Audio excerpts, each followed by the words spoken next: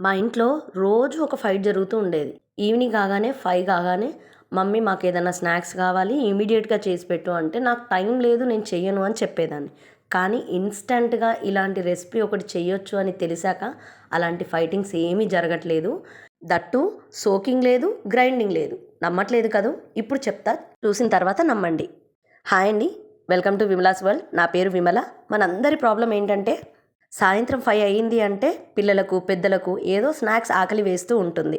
కానీ normal process అయితే నానబెట్టాలి, ఫర్మెంట్ చేయాలి, ఒకరోజు ముందు అంతా గడవాలి, ఇవన్నీ ప్రాసెస్ ఉంటాయి. వర్కింగ్ ఉమెన్స్‌కి, బ్యాచిలర్స్‌కి అంత టైం ఎక్కడా? హోటల్లో తినాలి అంటే క్వాలిటీ అస్సలు బాగోదు. మొత్తం ఆయిలీగా ఉంటుంది. సో ఈ ఇన్‌స్టాంట్ పునుగులు నా లైఫ్ సేవర్ అంతే. ఇవాళ మీరు కూడా నేర్చుకొని టైం సేవ్ చేసుకోండి. ఈ ఇన్‌స్టాంట్ పునుగులకు పెద్ద లిస్ట్ అవసరం ఏం లేదు. మన ఇంట్లో ఉన్న వాటితోటే చేసుకోవచ్చు. చూడండి ఇప్పుడు నేను చెప్తాను. ఒక గిన్నెలో ఒక 500 గ్రామ్స్ వరకు మైదా పిండి తీసుకొని దానికి సగానికంటే కొంచెం తక్కువ కొంచెం బొంబాయి రవ్వ తీసుకొని అందులో పెరుగు, ఉప్పు, వంట సోడా, జీలకర్ర, మీకు ఎవరికైనా కావాలి అనుకుంటే ఆనియన్స్, క్యాబేజ్ ఇలాంటి వెజిటేబుల్స్ కూడా యాడ్ చేసుకోవచ్చు. కానీ నేను వేయట్లేదు ఎందుకంటే మా పిల్లలు తినరు కాబట్టి. కొంచెం వాటర్ రిలీజ్ చేసే వెజిటేబుల్స్ వేయకపోవడమే మంచిది. ఎందుకంటే మన కన్సిస్టెన్సీ కూడా చాలా ఇంపార్టెంట్. మనం ఇవన్నీ వేసుకొని ఒక హాఫ్ అన్ అవర్ లేదా ఒక 10 మినిట్స్ అలా పక్కకు పెట్టేసుకున్నా కూడా అంత పిండి పర్మెంట్ అయిపోయినట్టుగానే కనిపిస్తుంది. అండ్ ఒక్కొక్కటి వేసినప్పుడు మంచి బాల్స్ లాగా రెడీ అవుతాయి. మీరు చూస్తూనే ఉన్నారు కదా వీడియోలో.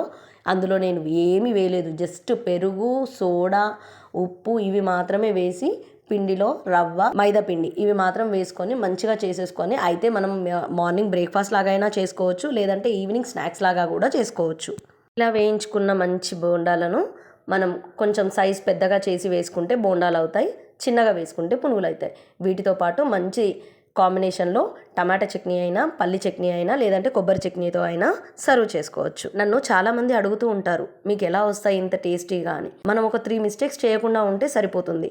ఫస్ట్ పిండి జారుడుగా ఉండకూడదు, అలా అని గట్టిగా ముద్దలాగా కూడా ఉండకూడదు. కన్సిస్టెన్సీ బాగా మెయింటైన్ చేయాలి. ఆయిల్ బాగా కాలాలి, అప్పుడే మనం పునుగులు వేయగానే పైకి తేలుతాయి. ముందుగా ఒకటి వేసి చూసుకోవడం వల్ల మనకు ఆయిల్ కాగిందా లేదా అనేది కూడా తెలుస్తుంది. ఇంకో మిస్టేక్ ఏంటంటే అందరూ కూడా సోడా ఎక్కువ వేస్తారు బాగా రావాలి అని. కానీ సోడా ఎక్కువ రావడం వల్ల బాగా పొంగుతాయి కానీ టేస్ట్ అస్సలు బాగోవు. అంతే అండి. సోకింగ్ లేదు, గ్రైండింగ్ లేదు, కానీ టేస్ట్ మాత్రం 100%. ఎవరైతే టైం లేదు అంటారో ఆ ఫ్రెండ్కి షేర్ చేయండి. సబ్స్క్రైబ్ చేసుకోవడం మర్చిపోవద్దు. Thank you.